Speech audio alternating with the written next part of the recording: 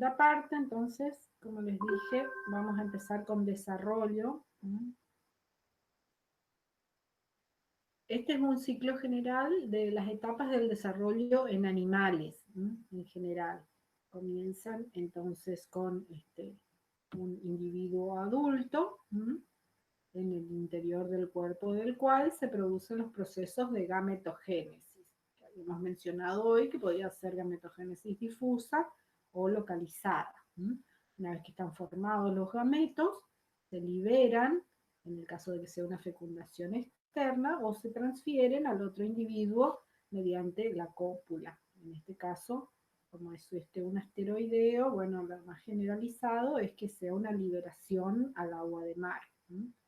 Eh, de óvulos y espermatozoides. En este caso, lo que está indicado con este signo de color anaranjado es que esta sería la etapa haploide en este ciclo de desarrollo, la etapa de las gametas haploides. Luego, ambas gametas se unen en la etapa de fertilización, formando el huevo o cigoto diploide. Esta sería la etapa unicelular del ciclo. Y luego hay un desarrollo que puede ser un desarrollo embrionario en el interior del huevo, o un desarrollo embrionario externo, directo o indirecto, con la aparición de estados larvales. En muchos invertebrados hay un proceso de metamorfosis, es decir, transformaciones muy profundas antes de llegar a la etapa adulta, ya que los individuos inmaduros son muy, muy diferentes del individuo adulto de la especie. Luego de estos procesos, entonces, de desarrollo y metamorfosis, se vuelve al estado inicial, que es el individuo adulto. Bueno, entonces todas estas etapas vamos a ver que se cumplen de distintas maneras en los distintos grupos de invertebrados. Como les decía, el desarrollo puede ser directo o indirecto. El directo es el que se completa sin que se diferencie un estado independiente, externo, totalmente diferente del adulto, que es la larva o fase larval. En este caso del desarrollo directo, muchas veces los individuos que salen de los huevos son muy parecidos a los adultos morfológicamente, lo único que suelen ser de menor tamaño y no tienen todavía los órganos reproductores maduros. En el caso del desarrollo indirecto, sí aparecen estados intermedios llamados larvas, que suelen ser independientes, móviles, distintos en aspecto al adulto, que pueden tener una fuente de nutrición externa, es decir, alimentarse o no, y su principal función es la dispersión y la conquista de nuevos hábitats, digamos, para continuar el desarrollo de los individuos de esta especie. Bueno, este es un esquema donde pueden ver, por un lado, los distintos tipos de desarrollos que puede haber en los invertebrados.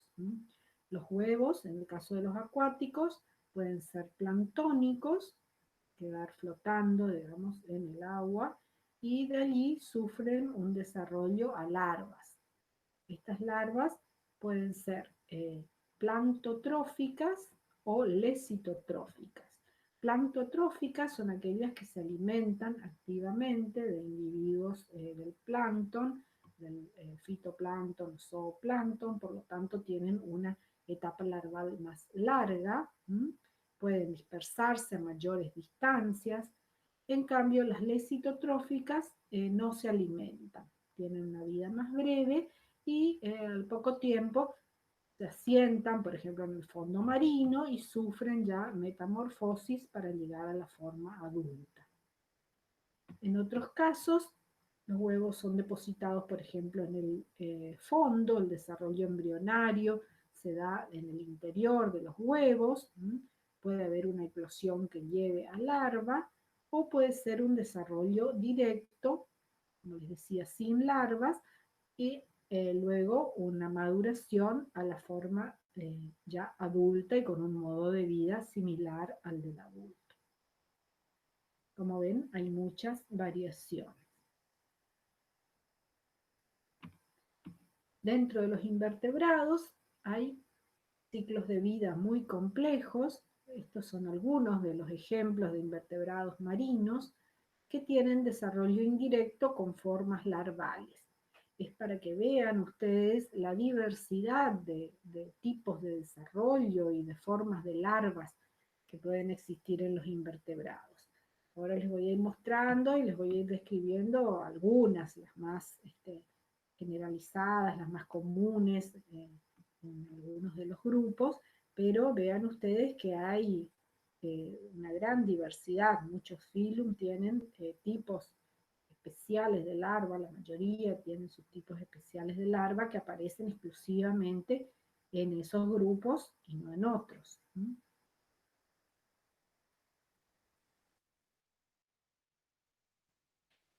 Bueno, como les decía, hay una gran diversidad en cuanto a los patrones reproductivos o tendencias reproductivas dentro de los invertebrados.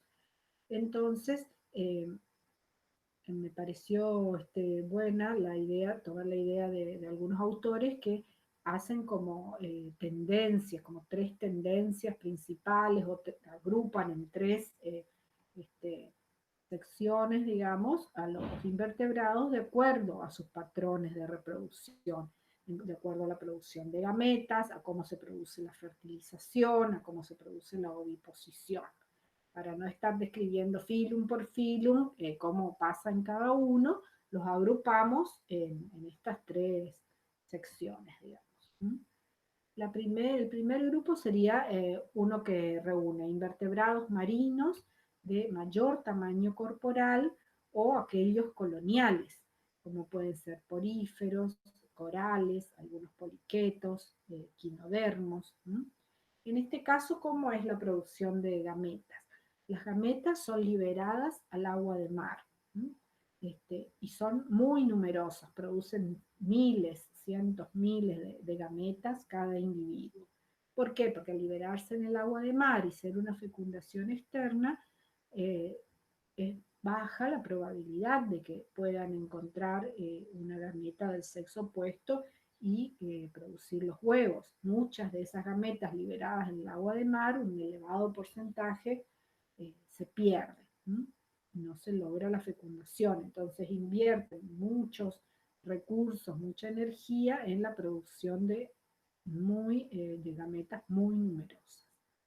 La fecundación en ese caso es externa, los huevos quedan libres en el medio, pueden ser planctónicos o ir al fondo, y las larvas son generalmente planctónicas, lesitotróficas, es decir, no se alimentan.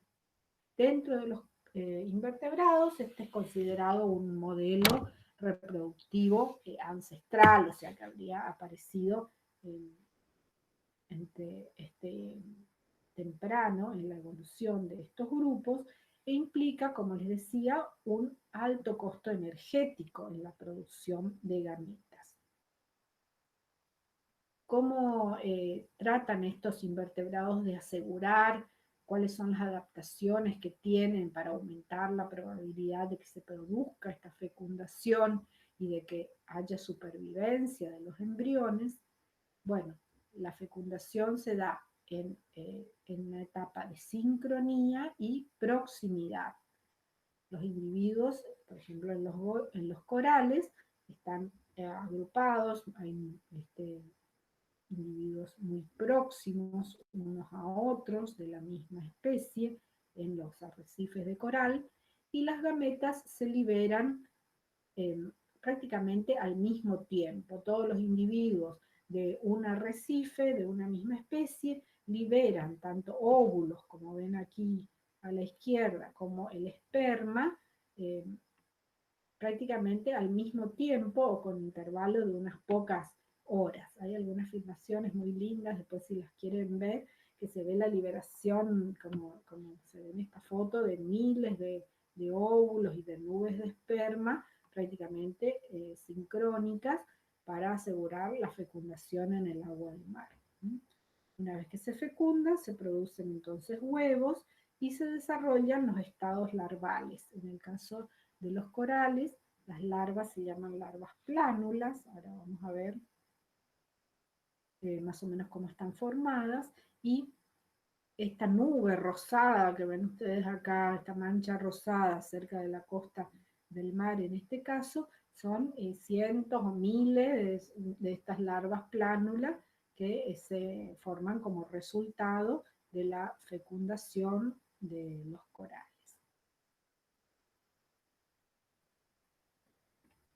Otro ejemplo de sincronía, muy conocido a nivel mundial, muy famoso, es el de la formación de pitocas en estos poliquetos de la especie Uniceviridis, el llamado gusano palolo, que se encuentra en las islas de Samoa. Hoy ya les había mencionado que, como un ejemplo de gametogénesis difusa, todos los segmentos del extremo posterior del cuerpo tomaban un aspecto totalmente diferente y se encontraban llenos de, en el caso de las hembras, de óvulos, como ven aquí abajo en esta fotografía, y en el caso de los machos, de esperma. Entonces, en un determinado momento, creo que es en el mes de noviembre, la luna llena o la luna nueva, no me acuerdo, después lean, hay algunos videos hermosos también de esto, se produce la liberación sincrónica de estos eh,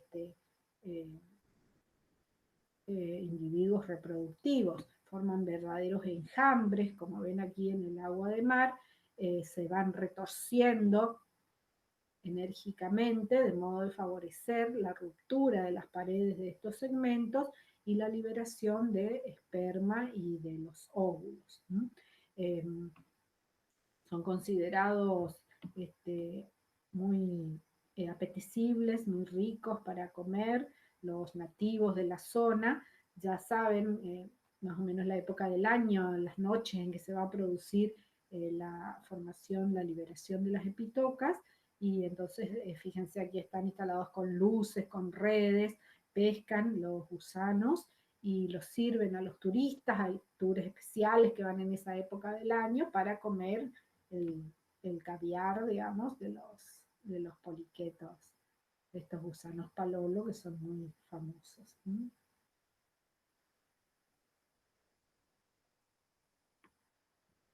Bueno, ese sería el primer grupo, con todas las características o patrones reproductivos que mencionamos. El segundo grupo, otra de las tendencias o patrones reproductivos, es el de invertebrados marinos más pequeños. Este sería uno de los grupos más numerosos por la cantidad de especies que reúnen este tipo de reproducción, que se da en anélidos, en moluscos, en crustáceos, en algunos equinodermos.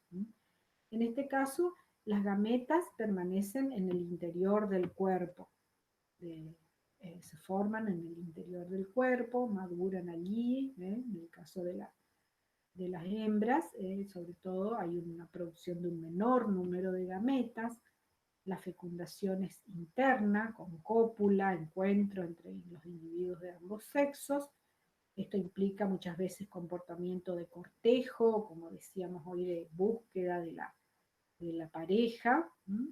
Los huevos suelen ser incubados por las hembras muchas veces.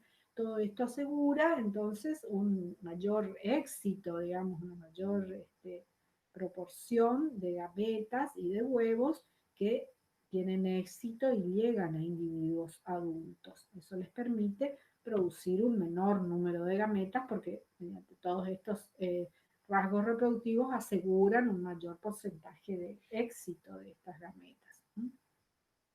Las larvas suelen ser larvas pelágicas, es decir, que pueden nadar, tienen algunos órganos especiales o estructuras para nadar, y plantotróficas, es decir, que se alimentan, como les dije hoy, por lo que tienen una vida un poco más prolongada.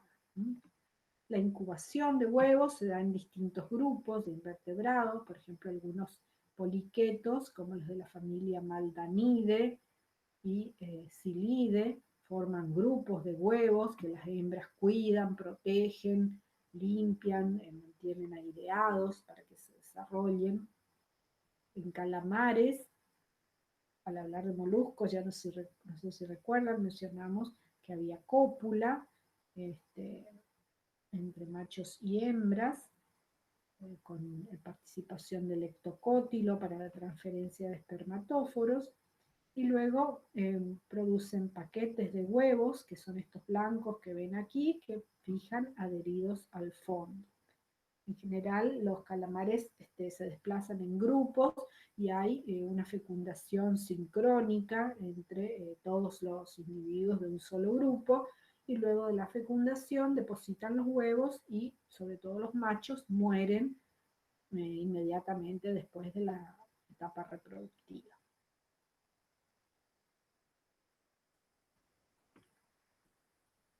Ya pasando a los artrópodos, en los crustáceos, en la mayoría de los grupos hay cortejo y fecundación interna.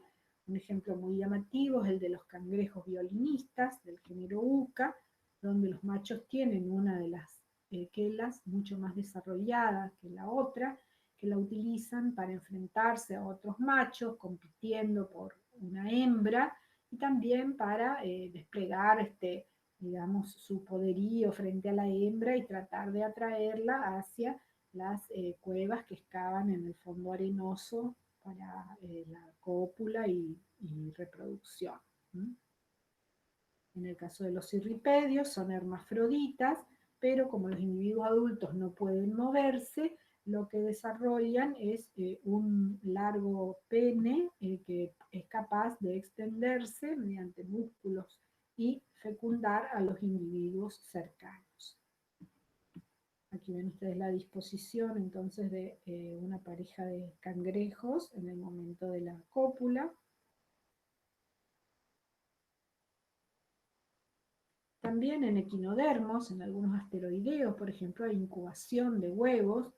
Fíjense la forma, la disposición que toman estas estrellas de mar, que en la superficie oral entonces transportan las masas de huevos hasta que se completa la maduración.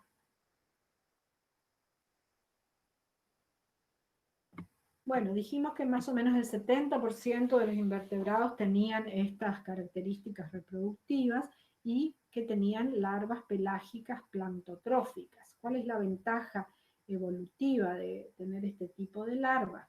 Bueno, estas larvas, como ya dijimos, se alimentan, se desplazan activamente, tienen una vida más prolongada, y eso le permite explotar los recursos alimentarios disponibles, sobre todo el fitoplancton, colonizar nuevos hábitats, alejarse más de su lugar de origen, de sus progenitores y la población en la cual nacieron, escapar de las perturbaciones que puedan haber en el lugar de origen y evitar la competencia. Se cree que por eso entonces están tan difundidas este tipo de larvas. Bueno, y el tercer grupo, digamos, con rasgos reproductivos totalmente diferentes, sería el de invertebrados de agua dulce y terrestres. En general se considera que los hábitats de agua dulce y terrestre son más poco amigables, digamos, para la supervivencia de los invertebrados. Cualquier charca o laguna puede desecarse, contaminarse, los que son de hábitos terrestres pueden estar expuestos a la radiación, a elevadas temperaturas. Entonces necesitan proteger más, digamos, sus huevos y sus individuos juveniles. Entonces lo hacen mediante estas estrategias reproductivas. Producen gametas que permanecen en el interior del cuerpo en menor número. Esto es parecido al grupo anterior. Tienen una fecundación interna, generalmente hay cópula. Y una característica particular es que los huevos están protegidos, generalmente en cubiertas impermeables o en cocones, como les decía, para evitar la desecación, las elevadas temperaturas, los rayos ultravioletas o depredadores. Muy raramente los acuáticos tienen larvas pelágicas, en general el desarrollo directo es más común, hay cuidado, hay aprovisionamiento de las crías recién nacidas, Y muchos grupos son hermafroditas, como los plateamientos dulceacuícolas, los anélidos clitelados, que serían lombrices y sanguijuelas, y moluscos pulmonados, que serían caracoles terrestres y babosas. Aquí ven ustedes entonces un par de caracoles terrestres en la cópula, que al ser hermafroditas hay transferencia mutua de esperma, y bueno, un escorpión transportando en el dorso de su cuerpo a las crías para cuidarlas y aprovisionarlas.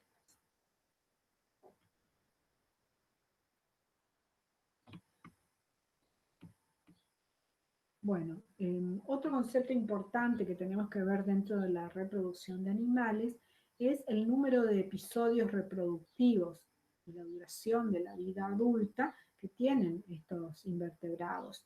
De acuerdo a eso podemos tener dos grupos diferentes. Los invertebrados semélparos, en este caso el fenómeno se llama semelparidad, que es aquellos en que la reproducción ocurre una sola vez en la vida del animal. Y luego de esto los adultos mueren generalmente al poco tiempo. Por ejemplo, en los poliquetos del género Nereis, en los gasterópodos dulceacuícolas, cefalópodos como los calamares que veíamos recién, algunos insectos, algunas arañas, se reproducen una única vez al llegar a la vida adulta y luego al poco tiempo mueren. Sobre todo los machos viven muy poco. En algunos casos, por ejemplo, hay en algunos órdenes de insectos, dentro de los hemípteros, que los machos directamente no tienen ni siquiera el aparato bucal desarrollado. Llegan adultos, copulan con las hembras, las fecundan y mueren en el transcurso de unos pocos días, ni siquiera llegan a vivir una semana. Y el otro grupo es el de los invertebrados iteróparos, el fenómeno se llama iteroparidad, que se reproducen durante varios años, en varios periodos durante su vida, y bueno, la vida de los adultos es más larga, como es el caso de corales, de crustáceos decápodos, algunos moluscos. Bueno.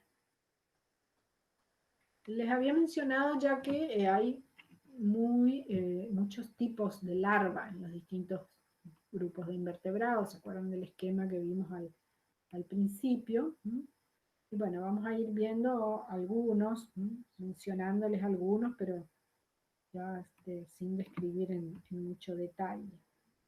En el caso de los poríferos, por ejemplo, hay una larva llamada anfiblástula, que es típica de las larvas marinas, de las esponjas marinas, con un polo con células ciliadas y el otro polo con macrómeros o células de mayor tamaño, sin, sin, sin,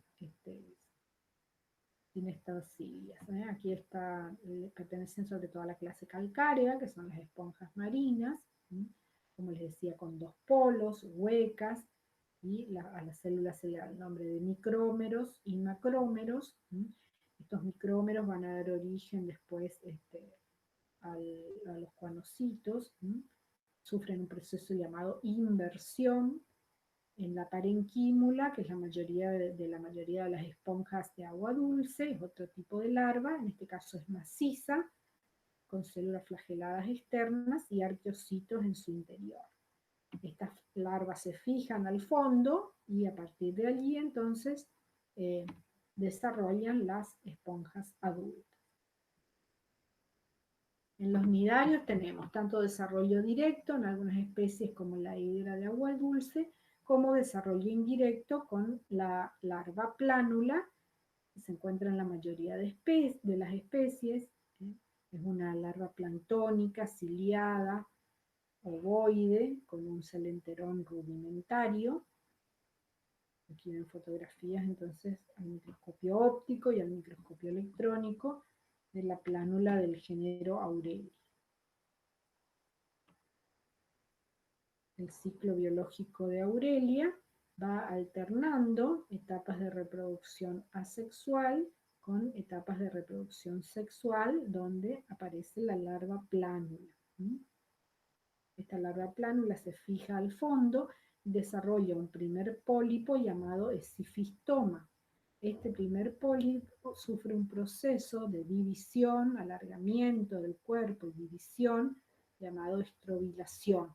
Como resultado de esta estrobilación se producen por reproducción asexual numerosas medusas jóvenes o efiras que se liberan al agua de mar y luego van a dar origen, van a madurar a medusas adultas que vuelven a reproducirse sexualmente. Este es otro ejemplo de ciclo biológico con alternancia de generaciones sexuales y asexuales. Otras larvas que aparecen en los nidarios, por ejemplo la larva actínula, es una larva planctónica, en algunos hidrozoos coloniales e hidromedusas continúa la larva plánula, es decir, tienen dos estados larvales, primero la plánula y luego esta, la actínula, y van a ver ustedes que tiene ya tentáculos, puede arrastrarse o nadar. En los platelmintos tenemos en los turbelarios generalmente desarrollo directo, no hay larvas, pero en algunos policládidos marinos, algunos platelmintos marinos, aparecen larvas planctónicas como la larva de Müller y la larva de Gote, que tienen lóbulos ciliados, los cuales van moviendo como si fueran aletas para desplazarse y nadar. Bueno, en los digeneos tienen distintas etapas también larvarias. No les voy a describir estas porque estas las desarrollan después ustedes en los seminarios. Pero en este caso de fasciola hepática, por ejemplo, tenemos distintas etapas, esporoquisto o esporocisto, redias, cercarias, puede haber metacercarias. Miracidio es la primera que sale del huevo. Hay una gran diversidad de larvas. Bueno, pasando a los nemátodes, entonces pasan por distintos estadios larvales que van sufriendo mudas. Estas larvas presentan ya casi todos los órganos de los adultos, salvo los órganos reproductores, digamos, que no están todavía desarrollados. En los nemátodes se da el fenómeno denominado eutelia, que es el fenómeno por el cual un organismo presenta en su estado adulto un número invariable de células somáticas que ya está genéticamente fijo.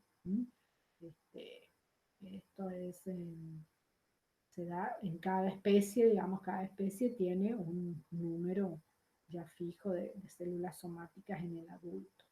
Antes de llegar al estado adulto pasan entonces en general por tres estados larvales. Una primera larva rhabditoide, que es la que sale del huevo, tiene el extremo posterior abusado, no tiene todavía órganos genitales, tiene un bulbo faríngeo y tiene ya el tubo digestivo completo. Sufre una muda y pasa al segundo estado, que es la larva strongyloides. Aquí cambia la constitución de la faringe, se hace cilíndrica y comienzan a aparecer ya los esbozos de los órganos genitales. Esta larva strongyloides luego muda a larva strongyloides enquistada, que suele ser la L3, que es la infestante. En el caso de los parásitos, penetra activamente en el hospedador.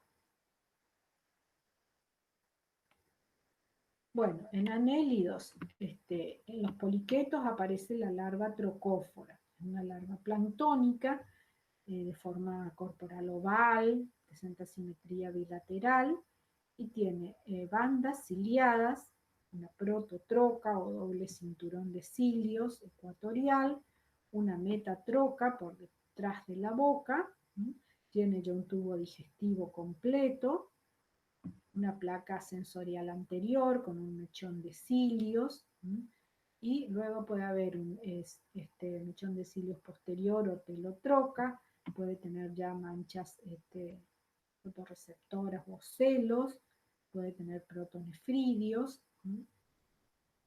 Esta larva trocófora entonces sufre un proceso de proliferación, alargamiento del extremo posterior, y allí se comienzan a formar ya los segmentos que van a dar origen al poliqueto adulto. En moluscos aparece también la larva trocófora, que es una larva muy importante evolutivamente dentro de los invertebrados. Es muy común, muy similar la larva trocófora de los moluscos a la de los anélidos. Solo que en los moluscos aparecen ya esbozos de las glándulas, de la valva y del pie. Aquí ven ustedes en esta larva trocófora ya unos esbozos de la valva que comienza a formarse. En algunos grupos de moluscos, como en los placóforos, es la única larva que aparece, y en otros grupos de moluscos, como gasterópodos y bivalvos, aparece un segundo estado larval, que es la larva belíger, ya la habíamos mencionado al hablar de moluscos, ¿se acuerdan? Puede ser plantotrófica o lecitotrófica, su principal característica es el velo, estos lóbulos ciliados que les sirven para nadar y también para captar el alimento. Presenta ya una protovalva, un pie desarrollado, ahí se comienza a formar el opérculo, tentáculos, ojos. Puede sobrevivir hasta 3 meses en este estado de larva belíger, y durante este estado sufre en los gasterópodos el fenómeno de torsión que habíamos mencionado, que es el que le da la simetría al cuerpo de los gasterópodos adultos. Bueno, en algunos grupos, como los bivalvos de agua dulce, aparecen larvas parásitas de peces, que se cree que en realidad no son estrictamente parásitas, ya que no se alimentan de los tejidos ni de la sangre de los peces, sino que los utilizan como un medio de dispersión. Tienen filamentos adhesivos o valvas con dientes, por ejemplo en esta que se llama gloquidio, con los cuales se adhieren a las branquias o a las aletas de los peces, se dispersan durante un cierto tiempo y luego cuando el pez muere son liberadas, caen al fondo y se desarrollan a almejas adultas.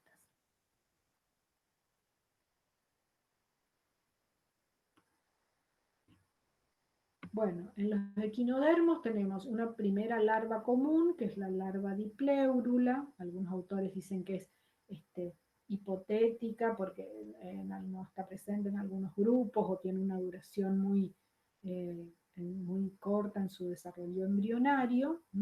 Algunos hablan de que es una bipinaria temprana, que la bipinaria es el segundo estado que continúa al de dipleurula. En fin, es una larva ciliada con simetría bilateral, ya hay un tubo digestivo completo. Y vamos a ver que a partir de esta primera larva dipleurula, cada grupo de equinodermos va a ir desarrollando otras larvas típicas. Por ejemplo, en los asteroideos, en las estrellas de mar, aparecen las larvas bipinaria y brachiolaria, que ya tienen bandas ciliadas, brazos adhesivos, y luego van a desarrollarse a estrellas de mar adultas. En los equinoideos, orizos de mar, aparece esta larva Echinopluteus con 4 a 6 pares de brazos. En los ofiuroideos, la Ophiopluteus, también con 4 pares de brazos. Y bueno, y así también en los holoturoideos y crinoideos, cada uno tiene su tipo larval particular, pero bueno, les puse algunas nada más como ejemplos para que vean la diversidad que existe. En otros filum de invertebrados, como nemertinos, loricíferos, briozoos, foronidios, cada uno tiene también su tipo de larva particular, que si quieren pueden leer ustedes las descripciones, pero la idea es que tengan una idea de la gran diversidad que existe. No es necesario que se aprendan de memoria la estructura de cada tipo de larva, de cada uno de estos que son tan particulares. Por ejemplo, es importante que conozcan la larva trocófora, las plánulas, las más conocidas, digamos, pero ya todas se haría demasiado. Pueden leerlo si les interesa. Bueno, y vamos a pasar ahora a los artrópodos, que los dejé para lo último por su gran diversidad y importancia evolutiva. Con respecto al desarrollo de los artrópodos, vamos a empezar con los crustáceos. Dentro de los crustáceos tenemos tanto desarrollo directo, en cladóceros, branquiuros, ostrácodos, cangrejos de la familia Potamonidae, que son los de agua dulce de nuestra zona, y desarrollo indirecto, también con una gran variación de estados y formas, sobre todo en los marinos, en los crustáceos marinos, como los decápodos, por ejemplo. El tipo larval más importante dentro de los crustáceos es esta, la larva Nauplius. Es común a casi todos los grupos que tienen desarrollo indirecto y presenta 3 pares de apéndices: anténulas o primeras antenas, antenas o segundas antenas y mandíbulas. Tiene también una mancha fotorreceptora, generalmente se alimentan, son plantotróficas. En algunos casos este estado de larva náuplio puede transcurrir dentro del huevo y cuando eclosiona ya eclosiona un estado más avanzado del desarrollo. Pero bueno, esta náuplios es, digamos, la básica, la más importante. Ven aquí entonces la larva náuplio se presenta en distintos grupos de crustáceos, como los copépodos, cangrejos decápodos y cirripedios, distintos tipos de cirripedios. En camarones, por ejemplo, aparece esta Nauplius típica con 3 pares de apéndices y luego continúan otros tipos larvales, como una Nauplius tardía, donde aparecen ya maxilas y maxilípedos, una protozoea, donde el cuerpo comienza a alargarse y ya se nota una diferenciación entre cefalopereion, pleon y telson. Luego una larva misis y un estado de poslarva que ya tiene prácticamente todos los pereiópodos y pleópodos desarrollados y es muy similar al camarón adulto.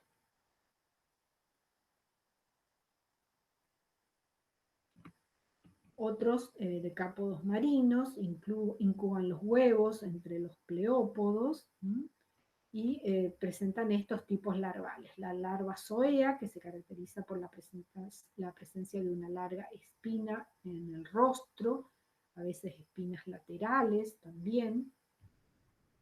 Es una larva muy variable en distintas especies. Fíjense, estas son todas larvas zoeas de distintas especies de crustáceos. Varía mucho la morfología, la extensión de las espinas, el tamaño.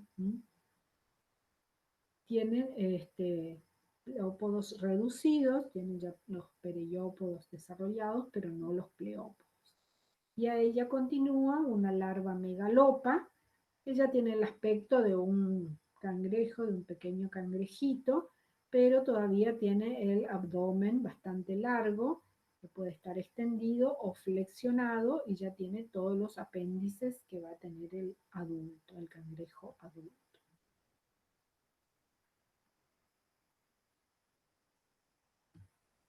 Pasando a otro grupo de artrópodos, a los arácnidos. Generalmente en los arácnidos hay desarrollo directo, en arañas, escorpiones. Solo en los ácaros hay formas larvales. Aquí tenemos el ejemplo de una garrapata del orden Acarina. Entonces al huevo continúa una larva hexápoda, caracterizada porque tiene solo 3 pares de patas. Y luego de este estado de larva hexápoda ya continúan las ninfas. Las ninfas tienen 4 pares de patas, es decir, son ninfas octópodas, y a su vez van sufriendo 3 mudas, por lo que se le da el nombre de protoninfa, deutoninfa y tritoninfa. Luego de la tritoninfa, la última muda ya da como origen a los individuos adultos.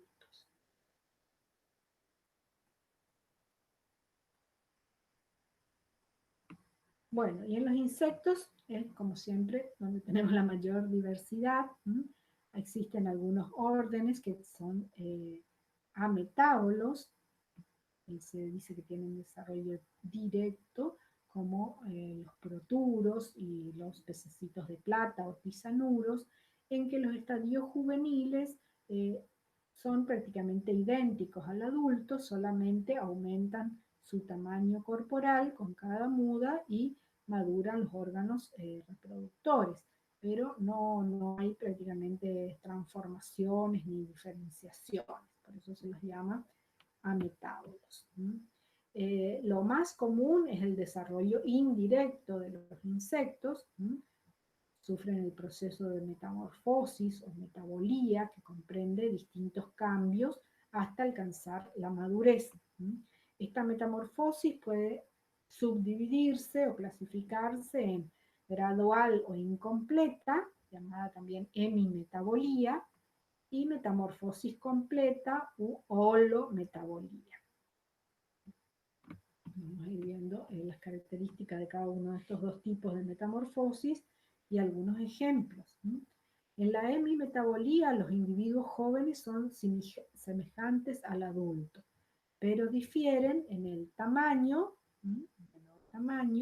el desarrollo de las alas, que aparece a partir del tercer estadio ninfal, y los esbozos alares externos comienzan como si fueran pequeñas protuberancias en el dorso del tórax, que van a dar origen después a las alas, a los dos pares de alas. Y tampoco también carecen de madurez sexual, que la alcanzan recién en el estado adulto. La forma de vida de estos individuos inmaduros puede ser semejante o diferente a la del adulto. En el caso del ejemplo que vemos en esta foto, de las langostas y tucuras del orden Orthoptera, el modo de vida es semejante. Son terrestres, son herbívoras, tienen el mismo tipo de alimentación que la langosta adulta. A todos estos estados inmaduros se le da el nombre de ninfas. A las que viven en el ambiente terrestre o aéreo se le da el nombre de ninfas. Generalmente son 5 estadios ninfales, y en estos estadios se va dando simultáneamente el crecimiento y la transformación del individuo. Ahora vamos a diferenciar de la holometabolía, donde el crecimiento y la transformación están separados en distintas etapas del desarrollo. Acá en los hemimetábolos, entonces, hay crecimiento y transformación simultáneos durante el estado inmaduro o estado ninfal. En algunos casos a las ninfas se le dan nombres particulares de acuerdo al hábitat que ocupan. Por ejemplo, a las ninfas acuáticas del orden Odonata se le da el nombre de náyades.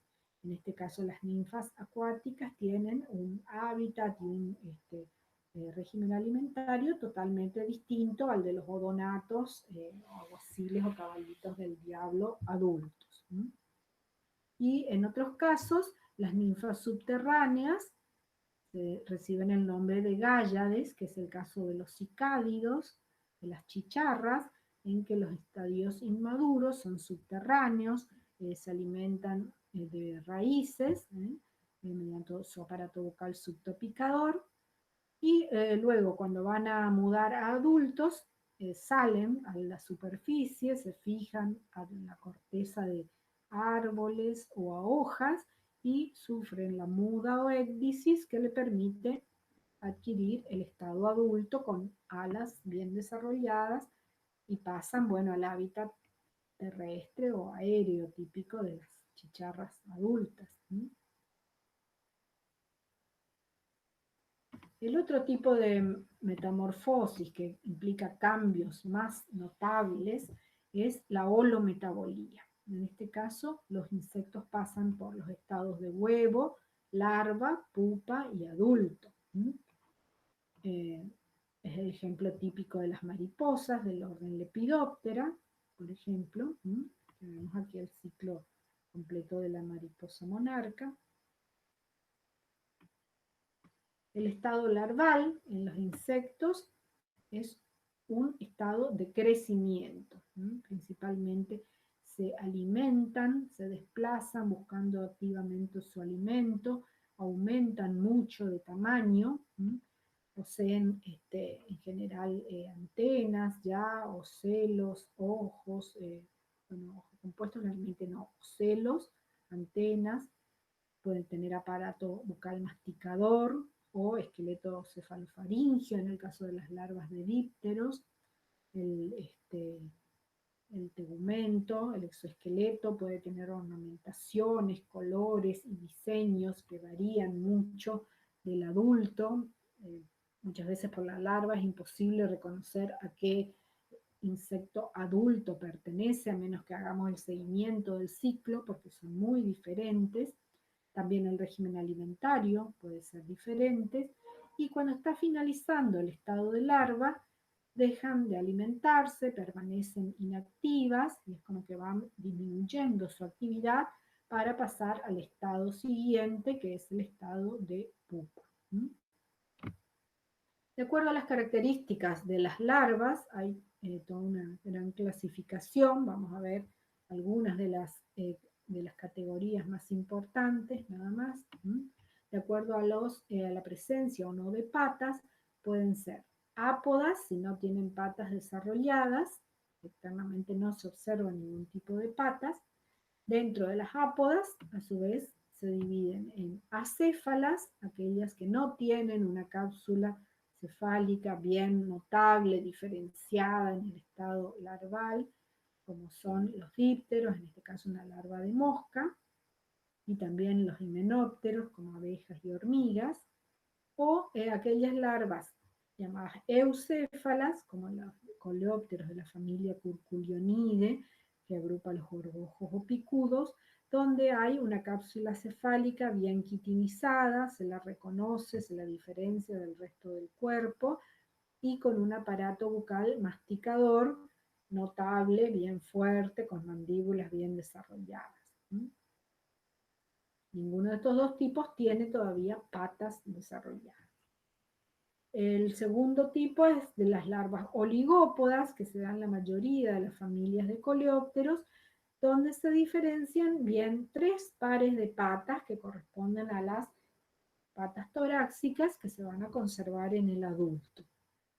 Y en algunos órdenes como lepidópteros o himenópteros aparecen las larvas polípodas que tienen varios pares, 3, 5 u 8, de falsas patas o espuripedios, que son patas abdominales que desaparecen luego cuando el individuo muda a adulto. Es el caso de las orugas o larvas de mariposa tan comunes.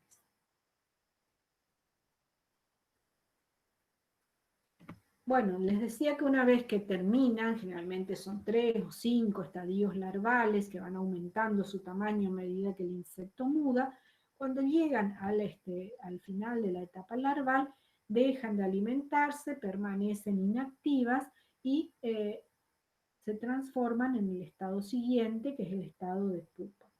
Durante el estado de pupa se producen todas las transformaciones muy notables que van a llevar al insecto a su forma adulta, a su etapa adulta.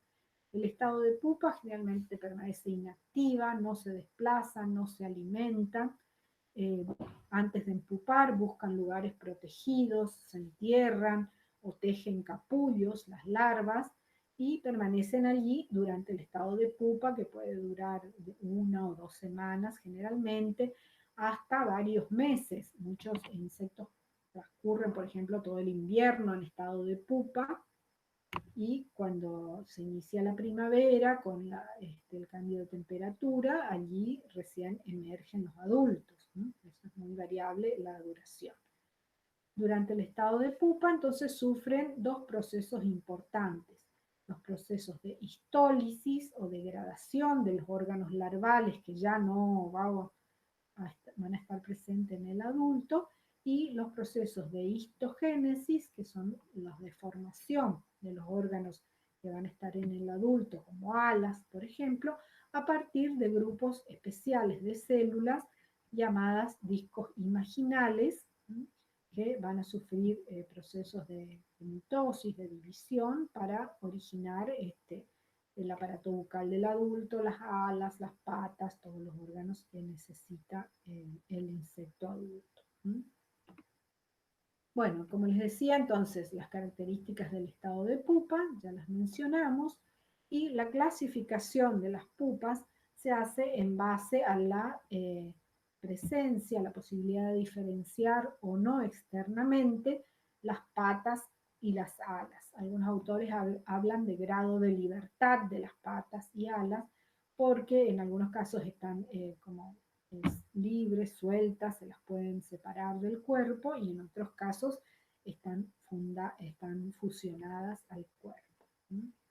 El primero de los tipos es el de las pupas libres, que se dan en la mayoría de los coleópteros.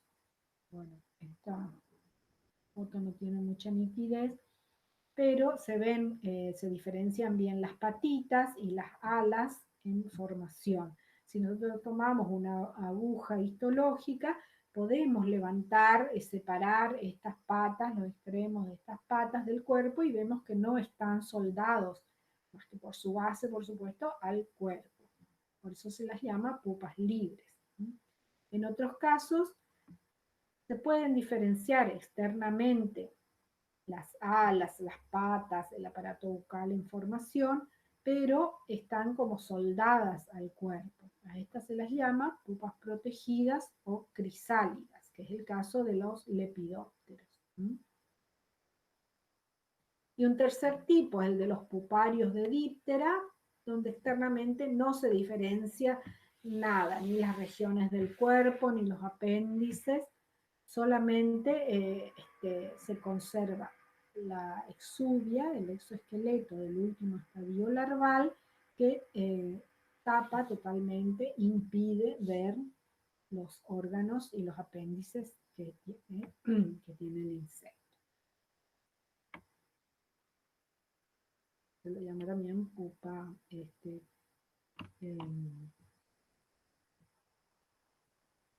pupa completa o pupa oscura en inglés. Bueno, dijimos entonces que una de las características básicas y fundamentales de los artrópodos es que sufren mudas. Para poder crecer y desarrollarse tienen que ir renovando ese exoesqueleto rígido que los restringe, les impide aumentar su tamaño, les impide crecer.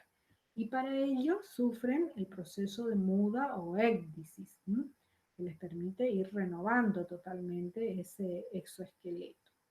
¿Cómo se regula este proceso? Bueno, es una regulación hormonal mediante la hormona de la muda o ecdisona, que es la que estimula este proceso, que se inicie este proceso. En los crustáceos, por ejemplo, son dos órganos, los denominados órganos X y órgano Y, los que regulan este proceso de muda. El órgano I se encuentra situado debajo de los músculos mandibulares, y es el que produce la hormona de la muda o ecdisona. El órgano X, que está ubicado en los pedúnculos oculares, los crustáceos, es el que produce la hormona inhibidora de la muda. Y es justamente el equilibrio en el tenor de estas dos hormonas. Cuando aumenta la hormona de la muda, se desencadena todo el proceso de formación del nuevo exoesqueleto y desprendimiento del exoesqueleto anterior. Luego baja el tenor de hormona de la muda y aumenta el de inhibidora de la muda, y se detiene este proceso durante un cierto tiempo. Algo similar sucede en los insectos, pero los órganos que producen estas hormonas son diferentes. La córpora alata o cuerpos alados, situados en la cápsula cefálica por detrás del cerebro, producen la denominada hormona juvenil o neotonina, y las glándulas protoráxicas producen la ecdisona o hormona de la muda. Entonces, como les decía, a medida que sube o baja el nivel de ecdisona, va en concordancia con los niveles de hormona juvenil, que van disminuyendo a medida que el insecto se acerca a la etapa adulta. Cada vez que va a haber una muda es porque hubo un aumento en el nivel de la ecdisona o hormona de la muda, y así va pasando de estado de larva 1, larva 2, larva 3, luego a pupa y luego adulto. Durante todo el proceso de la metamorfosis, digamos, hay una regulación entre ambas sustancias. Bueno, muy bien. Hasta aquí llegamos, chicos. No sé si quieren que vuelva a explicar algo, si tienen las preguntas que tengan, me van diciendo, por favor.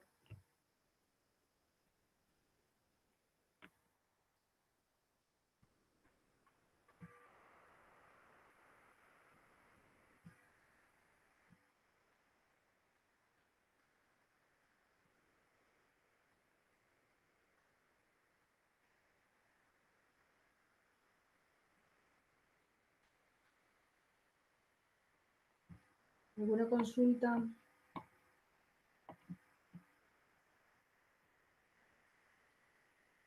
Bueno, entiendo, sí que es mucha información, chicos, para un solo día. Así que les pido que lo lean temprano, tranquilos, digo, con tiempo. Y bueno, cualquier consulta me la hacen, problema, les vuelvo a explicar, ahora les paso el Power. Eh, sí, se pueden comunicar conmigo a través de Clara, o les doy mi mail, mcgodoy-64 @yahoo.com.ar, o le escriben a Clarita y al grupo de invertebrados nomás, y ella me hace llegar enseguida las consultas. Ahora les paso el Power, y tengo también algunos videos de lo que les decía de cortejo, de cópula. Les paso para que los miren. La verdad que hay mucho material de toda esta parte de reproducción que es muy interesante mirar. Bueno, si no tienen más preguntas.